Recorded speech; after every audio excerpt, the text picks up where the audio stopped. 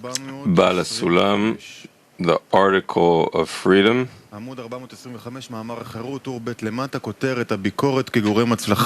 We are reading the criticism as a cause for success, the lack of criticism as a cause of deterioration.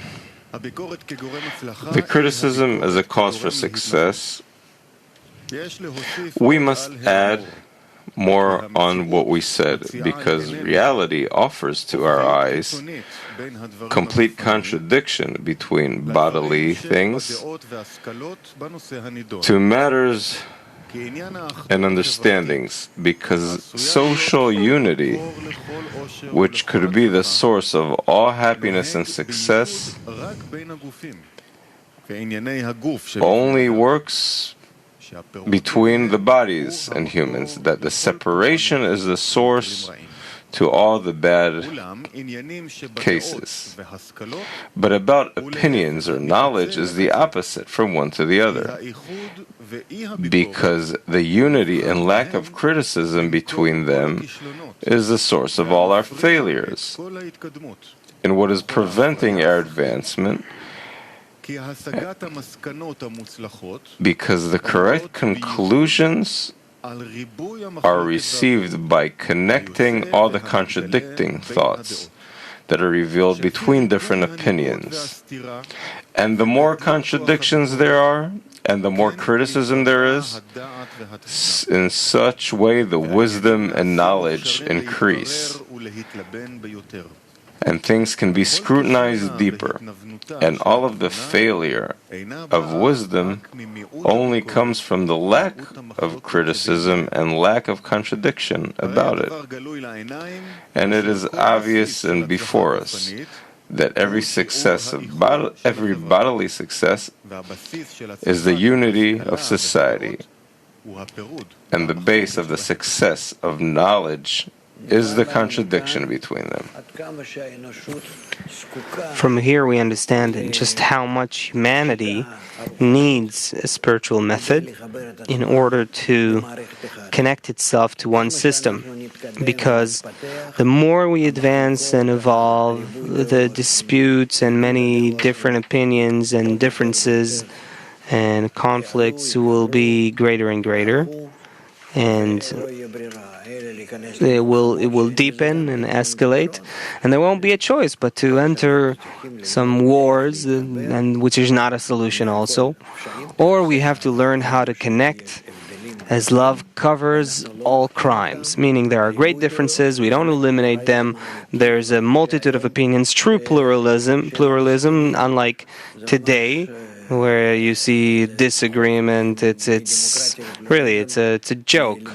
It's turning the liberalism and democracy into a joke. What's happening? We're discovering that it's opposite. That it's just the stinking egoism inside. And connection can be made between all the different and opposite opinions. And the more opinions, the better. It's all natural for the developed ego of humanity. It's very good, and there will be even more opinions, and they can all be unified if we know how to do this at a single common point. Not that everyone has a certain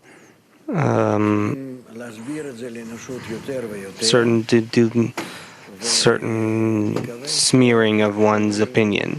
We have to explain this to humanity better and better, and at least they need to understand that the solution is not about one side taking advantage of the other, because that brings no solution.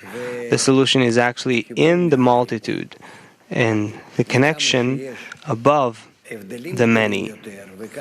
And the more differences there are, and the greater there are in quality and in quantity, then the single connection that we make becomes stronger, higher. And we don't understand that. Then what does it give me, this one connection? We attain godliness. We come to that point, that concept of one, and there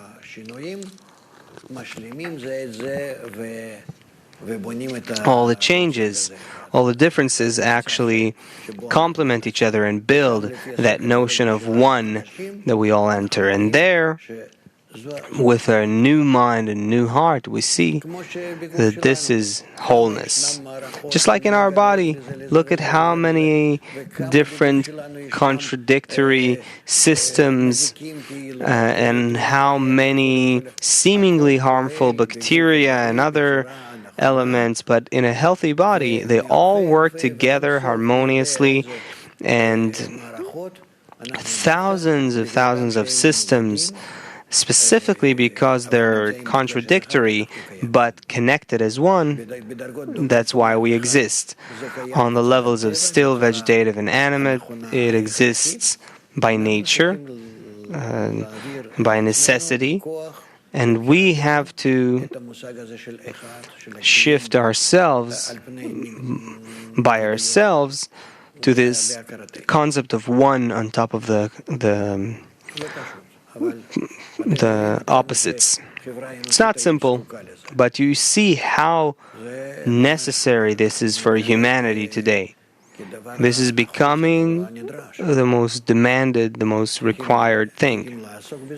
We have to engage in that more and more and try to open it up. I'm saying, what if I, as a student, have criticism on what you're saying? What do I do with it?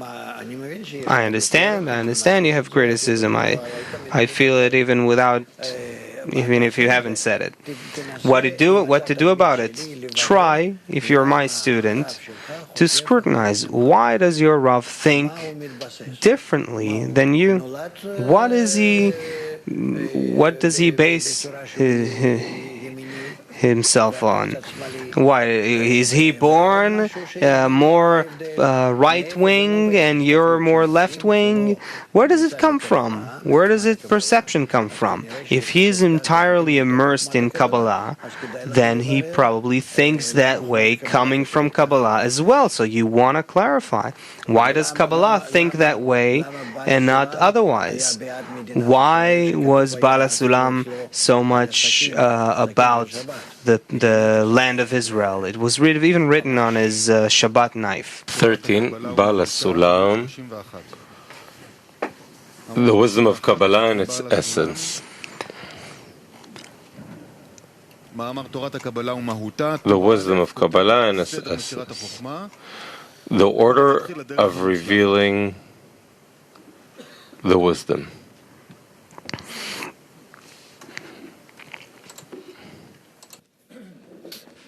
אז שוב, אנחנו בקטע מספר 13, בעמוד 31, בכתבי בעל הסולם, תורת הקבלה. Part number 13. הדרך המוצלחת ביותר למשתוקק The most successful way for one who wishes to learn the wisdom is to search for a genuine Kabbalist and follow all his instructions until one is rewarded with understanding the wisdom in one's own mind, meaning the first discernment. Afterwards, one will be rewarded with its conveyance mouth to mouth, which is the second discernment, and after that, understand in writing, which is the third discernment. Then one will have inherited all the wisdom and its instruments from his teacher with ease, and will be left with all one's time to develop and expand. However, in reality, there is a second way. Through one's great yearning, the sights of the heavens will open for him, and he will attain all the origins by himself. This is the first discernment. Yet afterwards, one must still labor and exert extensively, until one finds a Kabbalist sage before whom one can bow and obey, and from whom to receive the wisdom by way of conveyance face to face, which is the second discernment, and then the third discernment. And since one is not attached to a Kabbalist sage from the outset, the attainments come with great efforts and consume much time, leaving one with only little time to develop in it.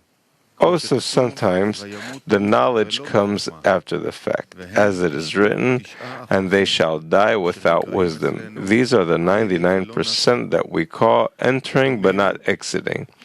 They are fools and ignorant in this world, who see the world set before them but do not understand it, any of it, except for the bread in their mouths. Indeed, in the first way too, not everyone succeeds. This is because the majority, having attained, become complacent and stop subjugating themselves to their teachers sufficiently, as they are not worthy of the conveyance of the wisdom. In this case, the sage must hide the essence of the wisdom from him, and they shall die without wisdom, entering but not exiting. This is so because there are harsh and strict conditions in conveying the wisdom, which stem from necessary reasons. Hence, very few are regarded highly enough by their teachers for them to find them worthy of this thing, and happy are the rewarded.